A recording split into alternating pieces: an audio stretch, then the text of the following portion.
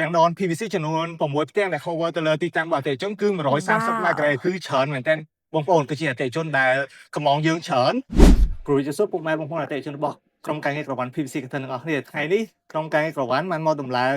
ទៅលើ PVC ចំនួន6ផ្ទាំងជូនដល់អតិថិជនចាស់របស់យើងដែលជារោងចក្រផលិតអង្គរ IBIS ដែលគាត់កាលពីមុនគាត់បានកំងទៅលើប្រភេទ overhead door ចំនួន2ទ្វារមាន10 seater មានលំពូលសម្រាប់សត្វល្អិតចំនួន6គ្រឿងក៏ដូចជាទៅលើវាំងនំខ្យល់ចំនួន1គ្រឿងផងដែរឥឡូវនេះយើងបានតម្លើងទៅលើវាំងដន PVC ចំនួន6ផ្ទាំងដែល cover ទៅលើទីតាំងរបស់អតិថិជនគឺ130 ម៉ែត្រការ៉េគឺច្រើនមែនទែនបងប្អូនគឺជាអតិថិជនដែលកំងយើងច្រើនហើយ PVC នេះផងដែរគឺយើងប្រើប្រាស់ PVC កម្រាស់1លីកន្លះដែលជាប្រភេទពណ៌សថ្មីដែលគាត់តម្លើងនៅក្នុង indoor អញ្ចឹង1លីកន្លះគឺគ្រប់គ្រាន់តែម្ដងខាងលើយើងមាន light សុប្រភេទ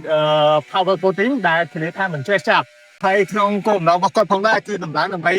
ការពារជាមួយនឹងកំហាត់របស់ខ្យល់ត្រជាក់ខណ្ឌចេផ្ទៃនៅក្នុងបណ្ដាសិនរបស់គាត់ហើយឥឡូវនេះក្រុមការងារប្រវត្តិ PVC កតិនបានតម្លើងជូនដល់អតិថិជនហើយ100%ចឹងបើសិនបើបងប្អូនអតិថិជនផលិតកម្មរោងចក្រសហគ្រាសផ្សេងៗដែលមានតម្រូវការទៅលើផលិតផល PVC overhead door high speed door ឬក៏ផលិតផលផ្សេងៗទៀតដែលតាក់ទងមួយផលិតកម្មអាចតាក់ទងមកក្រុមការងារក្រវ៉ាន់ PVC កតិនដើម្បីទទួលបានព័ត៌មានលម្អិតក៏ដូចជាការចុះទៅប្រឹក្សាដល់កថ្លៃផងដែរបាទសូមអរគុណសូមជម្រាបលា